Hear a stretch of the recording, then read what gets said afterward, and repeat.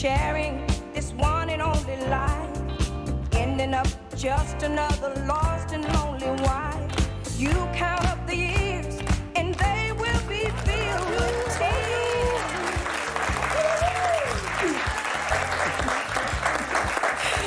Bonjour tout le monde, bienvenue dans Bel et Bien Ensemble, votre rendez-vous bien-être quotidien sur France 2. Il y a Sarah Cadour et Arnaud Loquet qui sont avec moi. Il y a le public qui est fidèle et puis un dossier qui nous concerne toutes et tous. Notre dossier du jour, c'est le sucre. En France, on en consomme près de 35 kilos par an et par personne. Je ne sais pas si vous imaginez, on va s'arrêter déjà 2 secondes sur ce chiffre. 35 kilos par an et par personne. Alors quand on veut perdre du poids, c'est souvent le premier aliment qu'on décide de supprimer. Mais est-ce que c'est finalement une bonne stratégie ?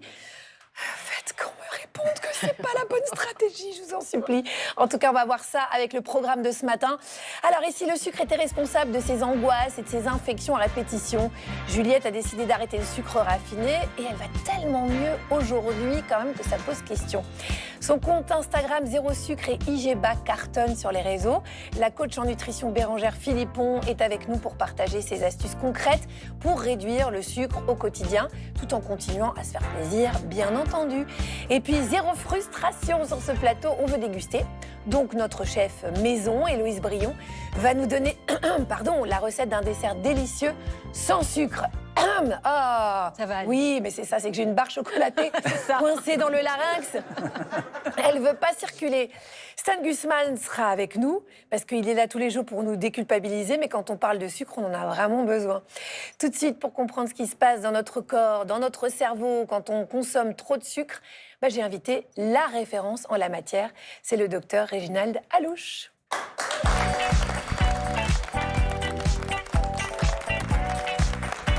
Bonjour docteur.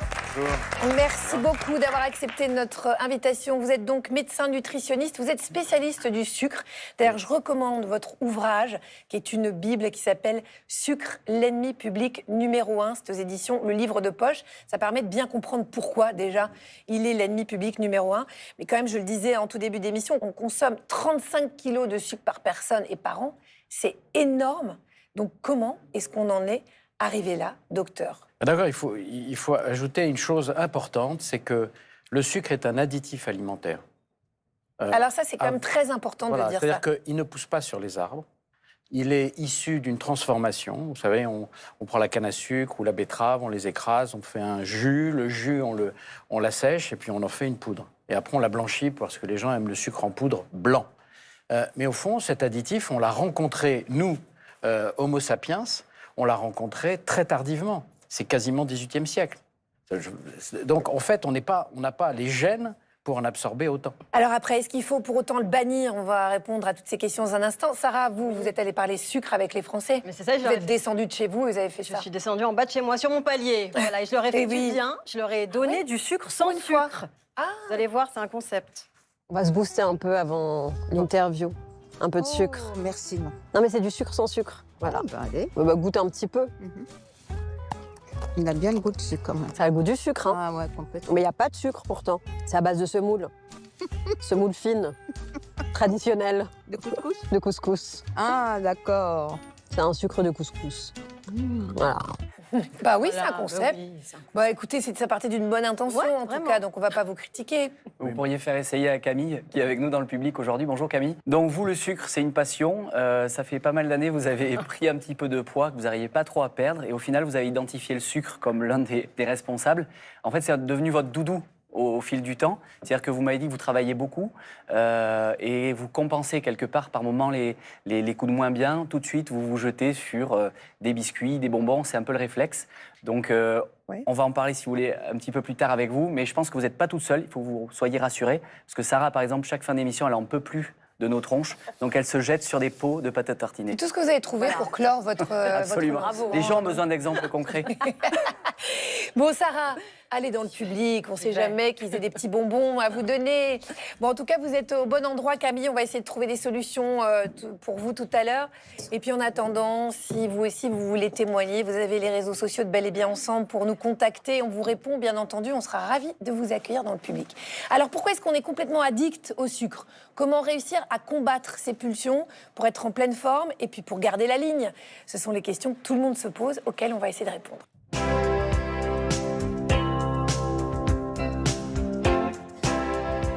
Vous n'avez pas honte, Sarah, devant le docteur Réginald Alouche, de donner des bonbons au public? La main dans le sac. C'est pas des bonbons, c'est des trompe-l'œil. Voilà. Ah. En vrai, c'est des légumes, des courgettes. Bon. Oh mon Dieu, un topinambour. Quelle belle idée. Bon, on continue de se faire du bien, on va voir ce qu'en pensent les Français. Oui. Qui en veut?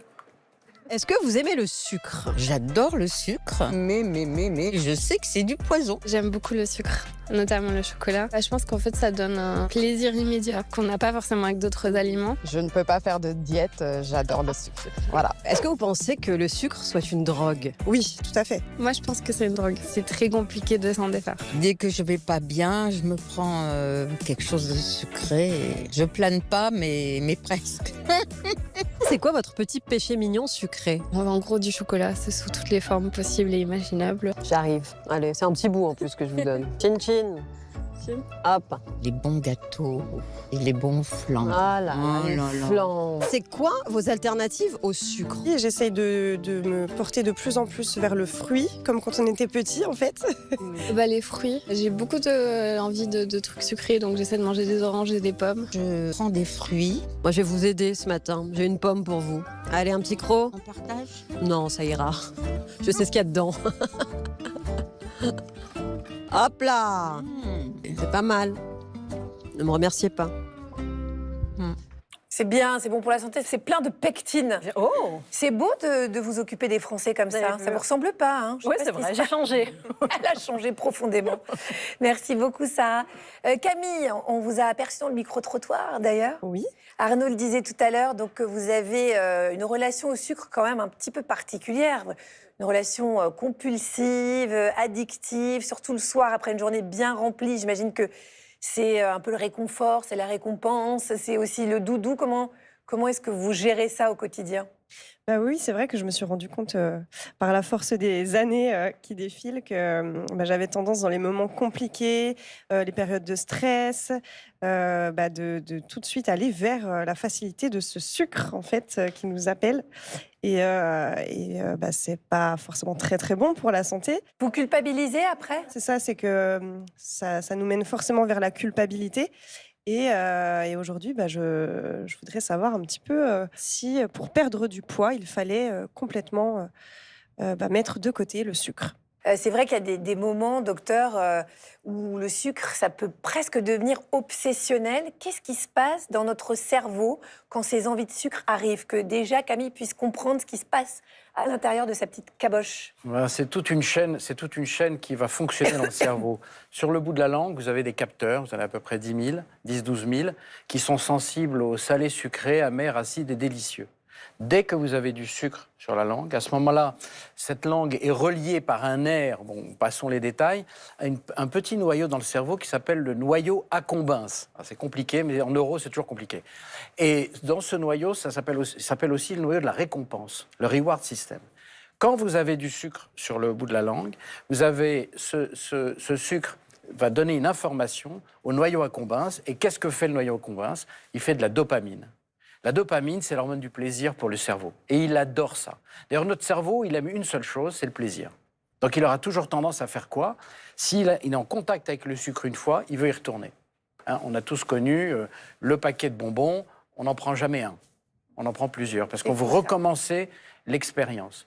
Et donc, vous, ce qui se passe, vous travaillez beaucoup, et le soir, vous êtes fatigué, et à ce moment-là, votre cerveau, il a besoin d'une récompense. Mais ce qui a changé aujourd'hui, c'est que lorsque nous étions dans les cavernes, il fallait de gros efforts pour une petite récompense. Notre système dopaminergique, qui fait la dopamine dans le cerveau, il fallait avant faire de gros efforts. Par exemple, un arbre fruitier, vous êtes devant, c'est le début de l'été, vous voulez prendre les fruits, mais il y a les babouins qui arrivent. Donc, il faut se battre. Et vous avez une récompense qui est le fructose du fruit.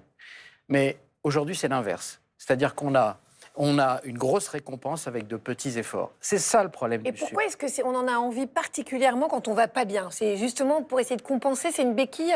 Parce que quand on est fatigué, quand on est aussi émotionnellement fatigué, parce que les émotions, c'est très important, on a besoin de se requinquer un peu. Vous rentrez chez vous, vous allez dîner, puis il faut s'occuper de la famille, il faut faire plein de choses avec les femmes aujourd'hui depuis elles ont 3 boulots. Hein. Donc pour ça, il faut retrouver un peu d'énergie. Et cette énergie, le sucre va vous la fournir. Mais ça a un prix. C'est qu'après, vous allez avoir un petit coup de pompe. Eh oui, c'est ça, on le paye. On le paye Parce que qu'est-ce qui se passe? Vous mangez du sucre, à ce moment-là, il va rentrer dans les cellules grâce à une hormone qui s'appelle l'insuline. Mais l'insuline, elle fait 2 choses. Elle fait rentrer le sucre dans les cellules, une petite clé, elle ouvre les portes des cellules, elle fait rentrer le sucre. Mais la deuxième chose qu'elle fait, qu'on oublie, c'est qu'elle stocke les sucres que vous n'allez pas utiliser dans les cellules de gras, c'est-à-dire les adipocytes. Hein. Et ça, on l'oublie. Donc plus on mange de sucre, plus on fait de l'insuline, plus on stocke. Voilà. Mais la grande question à laquelle d'ailleurs on va répondre tout au long de cette émission, est-ce que tous les sucres se valent? Entre un fruit, parce que Sarah qui donne sa pomme aux Français tout à l'heure, du miel, un soda, est-ce que notre corps il réagit toujours de la même façon? Pas du tout, pas du tout. C'est une très bonne question. En fait, vous avez les sucres simples et les sucres complexes. Les sucres simples, c'est en gros le saccharose, c'est le sucre en poudre, c'est une molécule de glucose, une molécule de fructose.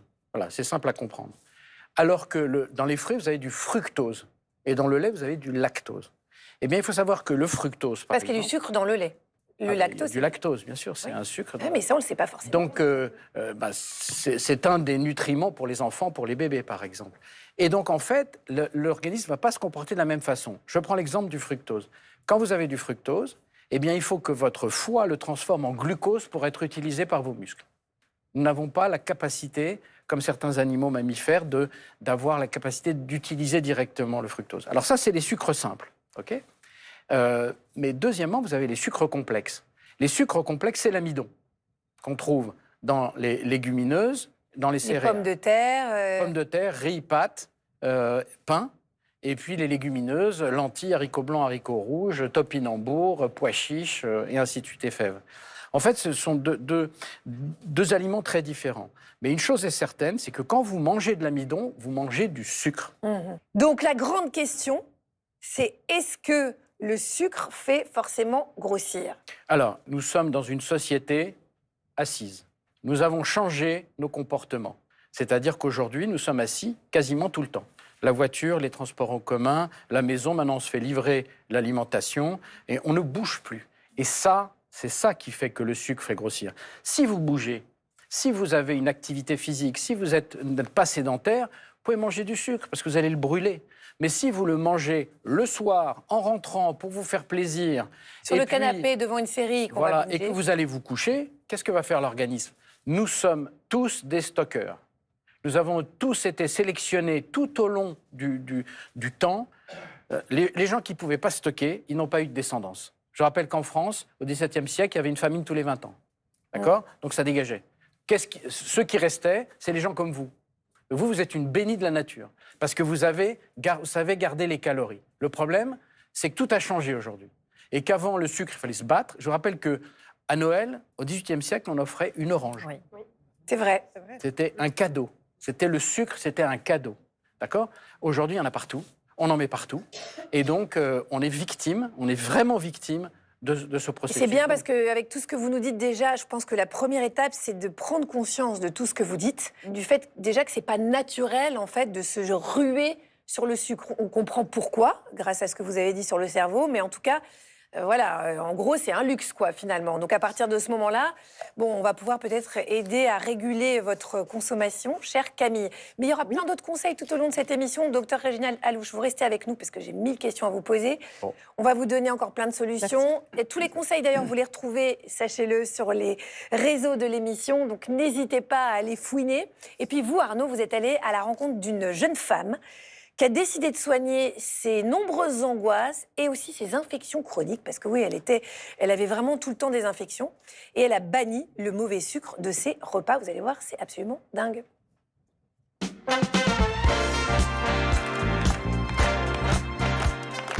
Donc effectivement, vous allez voir, c'est le portrait de Juliette. C'est hyper inspirant parce qu'en fait, Juliette, elle était comme beaucoup, très angoissée. Elle tombait très souvent malade. Je pense que vous avez dû être confronté à ça, docteur. Elle était dans une errance médicale. Elle ne savait pas quoi faire.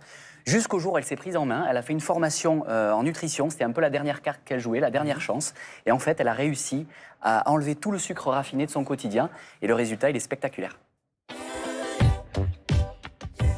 Jules est parti à sa rencontre chez elle, à Saint-Raphaël, dans le Var.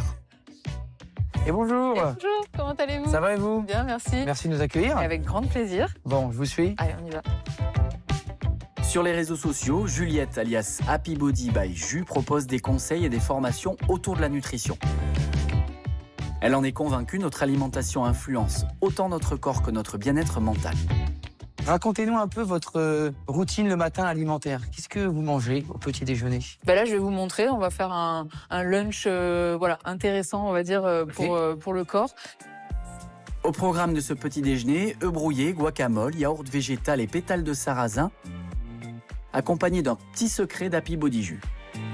Là, c'est du sirop Diacone. C'est vraiment le sucrant qui a l'indice glycémique le plus bas. Et c'est vraiment le sucrant que je vous recommanderais d'adopter, on va dire, au quotidien. S'il faut même sucrer le café, le thé, etc. Voilà. Un petit déjeuner garanti sans sucre raffiné, mais tout de même très gourmand. C'est bon, c'est des goûts qu'on n'a pas l'habitude. Mais c'est bon. Et puis il y a ce côté sucré, du coup, avec ce sirop quand même. Faut garder la texture. Je reprends même une deuxième. Allez. Aujourd'hui, sa routine alimentaire est donc totalement dépourvue de sucre, mais ça n'a pas toujours été le cas. Son sevrage a débuté il y a 8 ans. Alors pourquoi j'ai arrêté le sucre? Parce que j'avais plein de soucis de santé. Donc au niveau physique, c'était surtout plein de symptômes, donc rien de grave, mais en fait plein de maladies chroniques. Donc j'enchaînais les sinusites, j'en faisais 3 par an, les gastro, des maladies pro-inflammatoires en fait. Au niveau des maladies mentales, donc moi j'ai eu plein de troubles parce que j'ai eu une enfance compliquée. Donc il y a eu troubles anxieux, troubles nerveux, j'avais des crises d'angoisse, je souffrais de dépression. En fait j'ai fait plusieurs épisodes dépressifs et je cherchais des solutions partout. J'ai fait le tour des cabinets de spécialistes divers et variés et je trouvais pas. Il y a rien qui s'arrangeait, il y a rien qui s'améliorait. Donc un soir, c'est un ami qui m'a dit mais t'as essayé d'arrêter le sucre? Je lui ai dit mais quel est le rapport avec ce que je suis en train de te raconter? J'ai fait un peu mes recherches, j'ai regardé et j'ai commencé à comprendre et à me dire ok, le sucre effectivement, il peut jouer un rôle en fait dans tout mon système de santé. Donc ça coûte rien d'essayer de faire un test. J'ai dit je vais essayer 3 semaines et effectivement j'ai été rapidement conquise. En parallèle, la jeune femme suit une formation en nutrition pour mieux accompagner son arrêt du sucre, mais aussi pour comprendre comment son alimentation peut influencer son mental. Et ça a été super dur au niveau mental, je vais pas vous mentir. Vraiment, là, je me suis rendu compte de ce qu'on appelle la voix de l'addiction, c'est-à-dire qu'il y avait vraiment une voix dans ma tête qui me demandait d'aller à la supérette en bas et d'aller prendre sa dose. Mais une fois que, on va dire après une dizaine de jours, une fois que ça s'est calmé, là, les bienfaits, ils étaient juste hallucinants. Je me suis sentie mieux que jamais au niveau mental déjà. Et tous les symptômes physiques se sont progressivement en fait diminués. Et c'est ce qui m'a donné envie de plus jamais reprendre. 8 ans plus tard, la jeune femme se sent enfin apaisée et libérée de ses angoisses. Est-ce qu'on peut dire que ce sevrage du sucre a été pour vous décisif dans votre vie et notamment votre psychologie? Alors j'avais clairement un fond stresseux, anxieux en permanence. Ça s'est transformé ensuite en phobie, en crise de spasmophilie. Donc j'ai eu des phobies de l'avion, du train, de la voiture. Au moment où j'ai arrêté le sucre, pour la petite anecdote, 2 semaines après, j'ai pris un billet d'avion pour rejoindre une copine à Bali. J'ai fait 24 heures de vol. Et il n'y a plus jamais eu de problème. Depuis, je prends l'avion sans aucun souci. Et je pense que ce qui a été important dans mon parcours, c'est que j'ai d'abord fait un travail sur la partie mentale. Donc, gestion de l'émotion, reconstruction un petit peu de l'estime de soi. Et ensuite, l'arrêt du sucre a favorisé la diminution des symptômes. Donc, l'un n'empêche pas l'autre. Et c'est pas parce qu'on arrête le sucre qu'on n'a pas besoin d'une thérapie et vice-versa. Le sevrage du sucre, ça a été le tournant, le virage qui m'a amené vers une vie plus alignée avec moi-même et plus heureuse du coup. Docteur, tout ça, moi, ça me fait penser, j'ai une question. Quand on est à l'école, quand on est petit, on a des cours de prévention routière. Oui. Est-ce qu'on ne pourrait pas avoir aujourd'hui des cours de nutrition à l'école, justement, parce qu'il y a tellement de... Voilà, c'est de la prévention de très jeune. C'est une excellente question. Moi, je donne des cours de temps en temps dans des écoles, à Nice, où sont mes petits-enfants. Et d'abord, ça me fait un bien fou, parce que vous apercevez que les enfants sont très réceptifs à ce genre d'informations et en général, ils communiquent l'information à leurs parents. C'est ça qui est très très drôle. Mais il n'y a pas vraiment de programme national sur ce thème. Et je pense que c'est un message que je porte, parce que je suis très militant là-dessus. On pourrait très bien proposer aux médecins, nutritionnistes, diététiciennes d'aller dans les écoles, les payer pour ça, en France, pour donner des cours de base sur la nutrition. Parce qu'il faut bien voir que nos enfants, ils ont la publicité du mercredi après-midi avec les dessins animés, où il y a beaucoup de produits qui sont des produits salés, sucrés. Bon, les industriels font leur publicité, c'est logique. Mais combien de temps passe-t-on, nous, à leur expliquer ce qui est bon pour eux? Merci beaucoup, en tout cas Arnaud, pour ce reportage. J'espère que, en tout cas, il va vous déculpabiliser, en tout cas essayer de déculpabiliser les gourmandes et les gourmands que vous êtes. On accueille Stan Gusman. Dans la vie, faut pas s'en faire. Agathe, depuis que je suis devenu père, c'était il y a quoi? Il y a 1 an et demi, ressenti 15. Bref, j'ai fait une découverte glaçante. Les enfants sont des junkies shootés au glucose, incapables de résister à une ligne blanche de sucre. Regardez ces images d'une mignonnerie sans nom, certes, mais ce que vous voyez, c'est que vous leur donnez un peu de gâteau et eux, ils poussent le bouchon un peu trop loin, comme dirait l'autre. Alors oui, c'est choupi, mais c'est là que commence la spirale infernale de l'addiction au sucre. Très vite, ils mentent pour avoir leur dose, évidemment. Ils en consomment en cachette, ils deviennent incontrôlables. Regardez ça, c'est terrible. Regardez cette jeune fille. Oh là là. Vous allez la voir. Elle fait une overdose de barbe à papa. Regardez-là.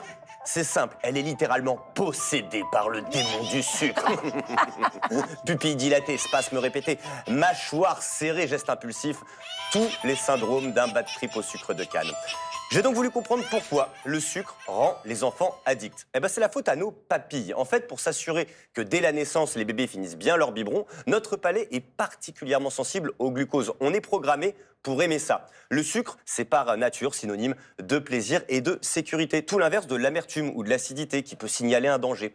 Le pouvoir du sucre est tel sur nos papilles que c'est la seule saveur qui résiste au temps. Si en vieillissant, le goût du salé s'atténue comme les autres, le plaisir sucré reste intact. Voilà pourquoi nos grands-mères continuent de tremper leur gâteau dans du café. Qu'on se le dise, le sucre est irrésistible à tout âge de la vie.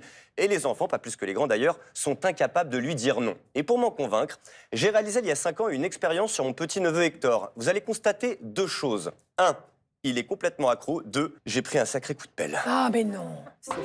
Et ça, attends, touche pas tout de suite. Je vais te laisser 1 minute, le temps de passer mon coup de fil. D'accord? Non, par contre, t'as plus le droit avant que je revienne, d'accord? Je te promets. Tu me surveilles bien. Que je touche pas à ces bonbons.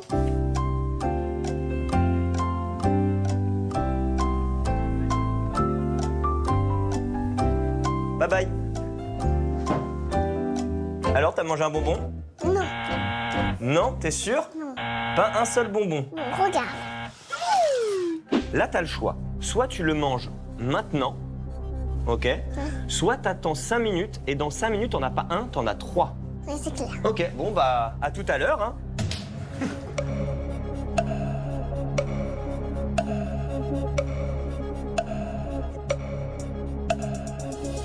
Attention Hector, hop, ça fait 5 minutes. Non, je l'ai pas mangé, je vais pas manger, je vais pas manger. Tu l'as pas mangé du tout? Non. Ah bah comme promis, alors du coup, je te donne les 2 autres chamallows, ça fait 3 chamallows pour toi.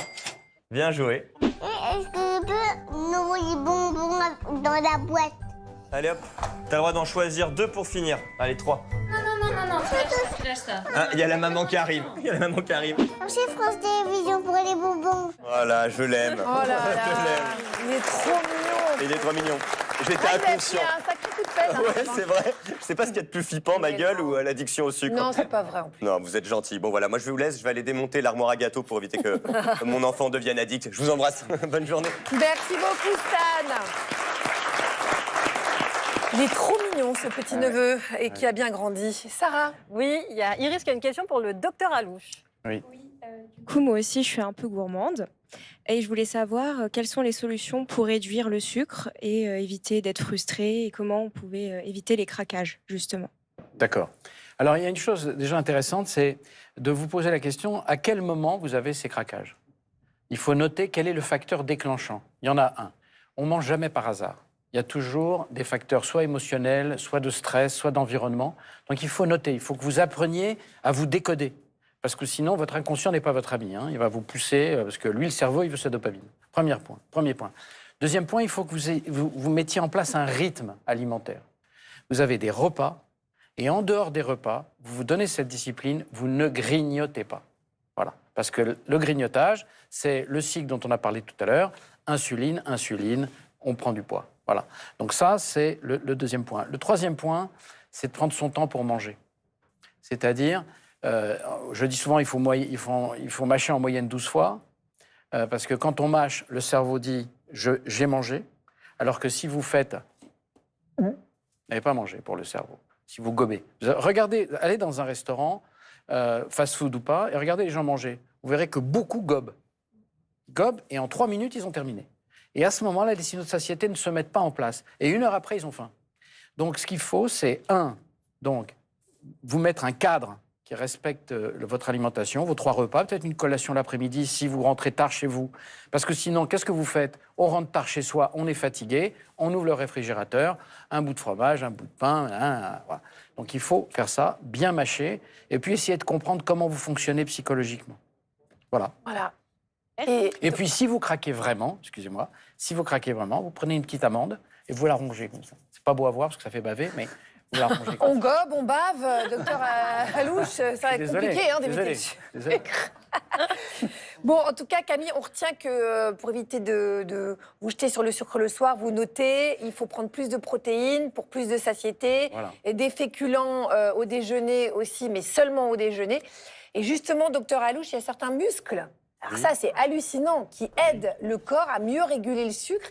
Et votre muscle de prédilection, c'est pas le vôtre, hein, c'est le nôtre à tous. Vous l'avez. C'est le triceps. Alors pourquoi est-ce que le triceps et son activation, ça peut changer, mais concrètement, quelque chose dans le corps? Alors, quand j'ai lu cette publication, j'ai pensé que c'était fake. Et en fait, c'est très sérieux. Ça a été fait par des chercheurs très sérieux du Centre européen de recherche du diabète à Strasbourg.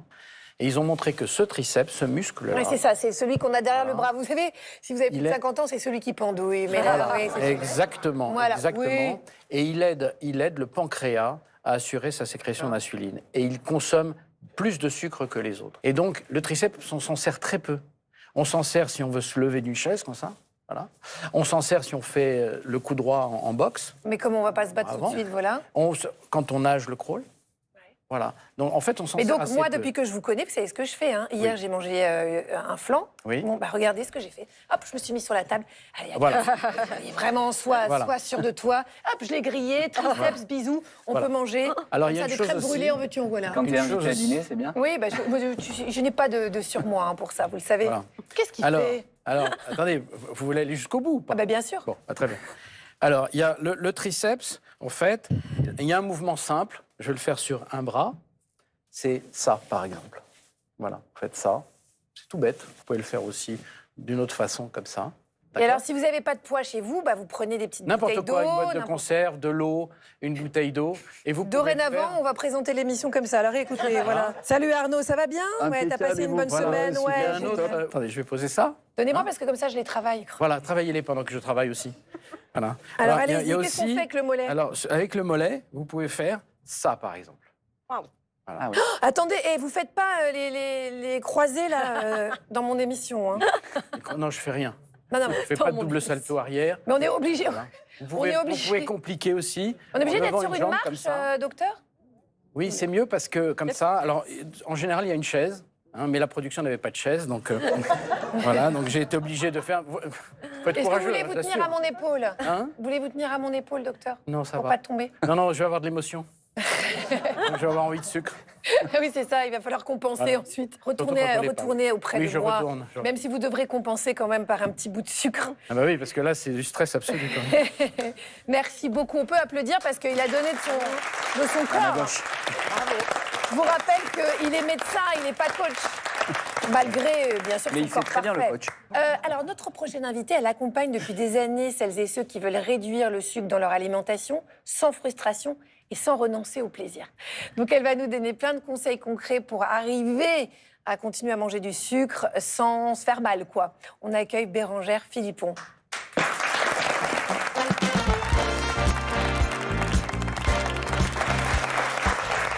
Bonjour Bérangère. Bonjour. Merci d'être avec nous. Alors Bérangère, vous êtes autrice, vous êtes coach en nutrition. On vous connaît bien parce que vous avez un compte qui s'appelle Zéro Sucre et IGBA, qui est très très suivi sur les réseaux. Vous avez publié plein de bouquins sur le sujet, dont celui-ci, Zéro Sucre et IGBA, le déclic santé, voilà, qui est validé par le docteur Alouche, qui est paru aux éditions Larousse.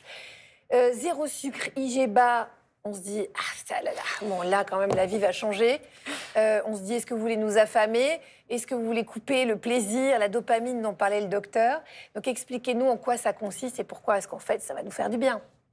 Oui, alors le but c'est quand même de se faire plaisir en mangeant. Je suis une très grande gourmande et j'aurais pas pu faire autrement. Et c'est vrai que réduire le sucre, ça va enlever du goût forcément parce qu'on a cette appétence pour le sucre. Mais si on remplace, qu'on rajoute des choses qui vont donner du goût, ça va permettre de calmer un peu notre envie derrière vraiment sucrée. Oui, on va réduire un peu le sucre. Mais derrière, on va essayer d'être sur des choses qui vont avoir un index glycémique plus bas. Donc, ça va éviter les fameux pics de glycémie et derrière d'insuline qui vont nous faire stocker. Ils vont nous faire stocker, qui fatiguent aussi beaucoup. Oui. Voilà, c'est ça qui nous donne des pulsions sucrées. Parce que c'est ça aussi. Oui, parce que c'est le chat qui se mord la queue. Hein, une fois qu'on a du sucre, on veut encore du sucre. Vous l'avez très bien expliqué tout à l'heure. Et qui augmente le cortisol. Et qui est l'hormone du stress. Voilà. Tout à fait. Et c'est vrai qu'au final, quand on fait ces petits changements, on est moins frustré parce qu'au final, les pulsions sucrées sont plus là.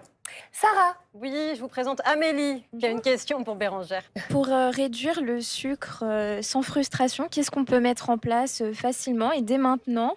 Voilà, par exemple au goûter ou au petit déjeuner. Alors, par exemple, si je prends un exemple tout simple, le fameux yaourt aux fruits qu'on a tendance à prendre, on se dit, bon, c'est pas très sucré. En fait, ça contient beaucoup de sucre, jusqu'à 15 grammes un yaourt entier. Donc déjà, prendre un yaourt nature. Évidemment, c'est moins sympa au goût, hein. Je pense qu'au départ, forcément. Mais ça va être de rajouter justement ce qui va donner du goût, ce qui va être un peu sympa. On peut mettre de la cannelle, on peut mettre un peu de poudre de vanille, on peut mettre de la purée de cacahuètes, purée de noisettes grillées, un fruit entier, voilà, avec les fibres.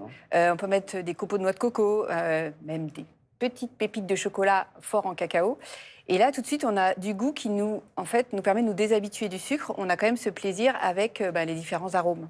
Et ça, c'est tout bête, mais je trouve que c'est quelque chose qui est facile à mettre en place. Et puis en plus, il faut être créatif, quoi. On regarde un petit peu ce qu'on peut mettre. Il ne faut pas oublier qu'on mange aussi avec les yeux. Donc, ne serait-ce que d'avoir des petites pépites de chocolat à 85%, ça reste du chocolat. Et donc, on se dit, ah là là, je mange du chocolat. Puis après, on goûte, c'est très amer, mais bon, voilà, c'est tout. Alors, Arnaud, vous allez nous ouvrir les yeux maintenant. Ça, c'est ce que vous faites régulièrement. Sur les sucres qu'on consomme parfois alors qu'on ne s'en rend pas compte. C'est la happy therapy.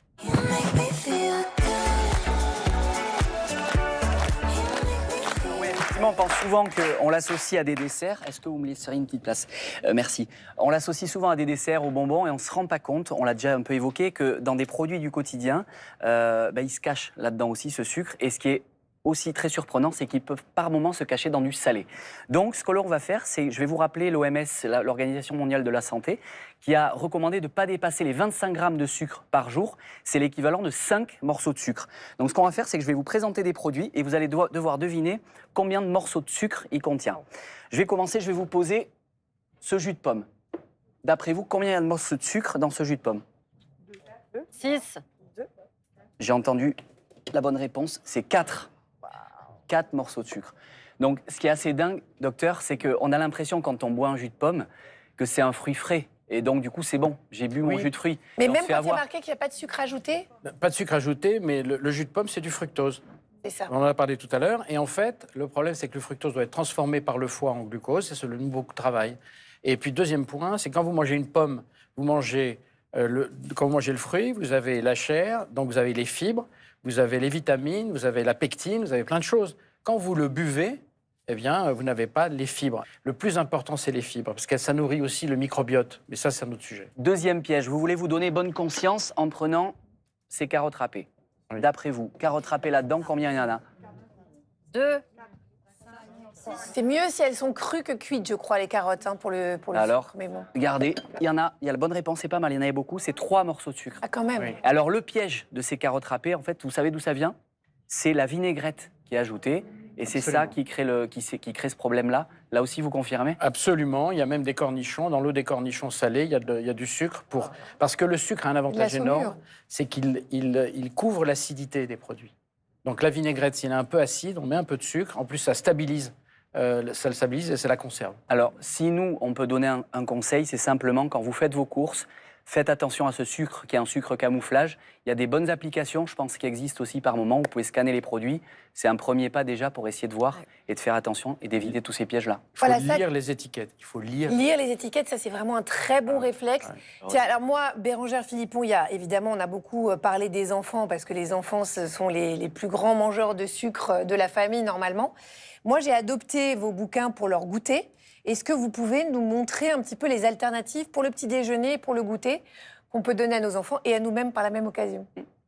Alors pour le petit déjeuner, idéalement, il faudrait 3 briques, fibres, protéines, surtout n'oubliez pas les protéines, et gras. Voilà, ça c'est les briques essentielles.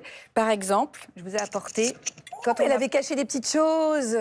Quand on n'a pas le temps, je vous ai fait un pain au romarin, où dedans il y a des protéines parce qu'il y a de l'œuf et il y a du skyr, il y a des bonnes graisses parce qu'il y a des graines, et puis on a les fibres parce que je vous ai mis un peu de son d'avoine. Ça, je peux mettre mon petit camembert dessus.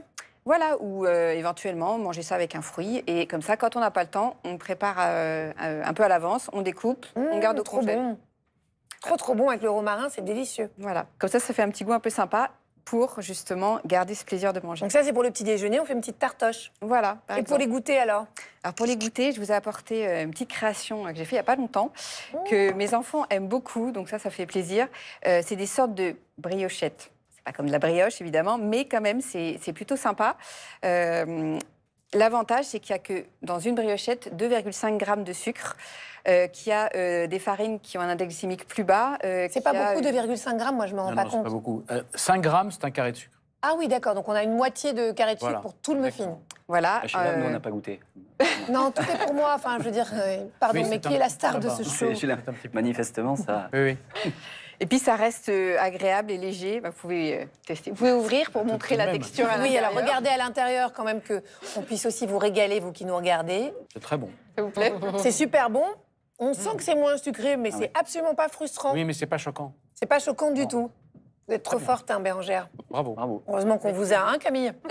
Merci beaucoup, Bérengère Philippon, pour tous vos conseils et ces idées zéro sucre. On va vous libérer. Et puisqu'on parle de sucre depuis le début de l'émission, elle ne pouvait pas ne pas être là. Parce que quand il s'agit de bien manger, mais avec gourmandise, il y a toujours Héloïse Brion. Donc je lui ai lancé un défi. Imaginez un dessert délicieux, mais attention, hein, délicieux, sans sucre.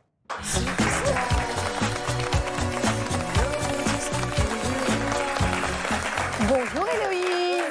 Alors Héloïse, aujourd'hui donc votre mission est de nous proposer à Camille et à moi, c'est tout, un dessert sans sucre avec un ingrédient qui est d'actualité parce que c'est un ingrédient du printemps, c'est la rhubarbe. Exactement, la rhubarbe et puis les premières fraises aussi. Ah bah oui, qui arrivent. C'est vrai qu'elles sont arrivées. Elles sont arrivées. J'ai l'impression qu'elles sont très bonnes cette année, mais bon. Elles sont très bonnes et justement, en fait, comme la rhubarbe est quand même assez acide, il faut pouvoir l'adoucir avec un fruit qui va être plus sucré comme la pomme, la banane ou la fraise. Donc voilà. C'est joli en tout cas dans les petites assiettes bien toutes anciennes et tout.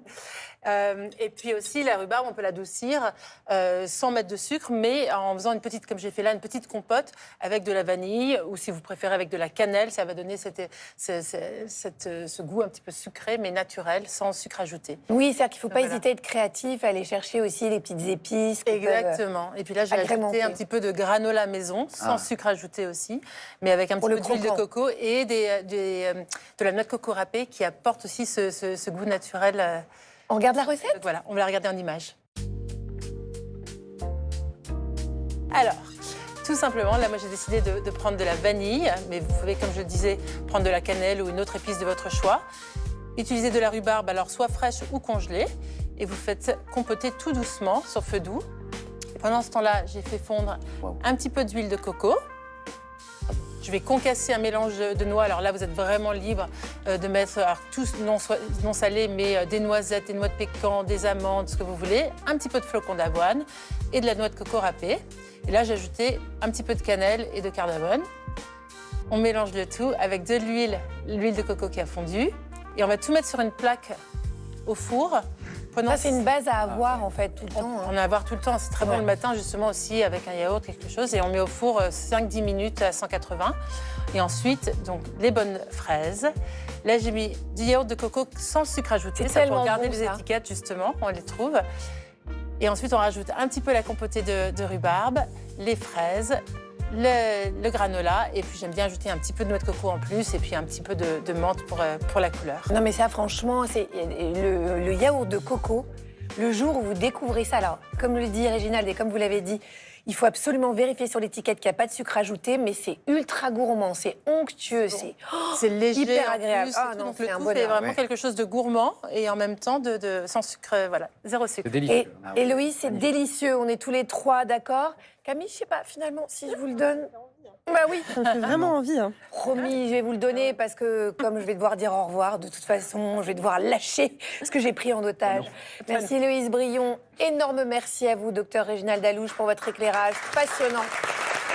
Je rappelle votre ouvrage qui s'appelle Sucre, l'ennemi public numéro 1 aux éditions Le Livre de Poche si vous voulez aller plus loin. Et puis nous, on se retrouve évidemment demain, 9h55, dans Bel et Bien Ensemble, comme chaque jour avec Arnaud et Sarah. À demain.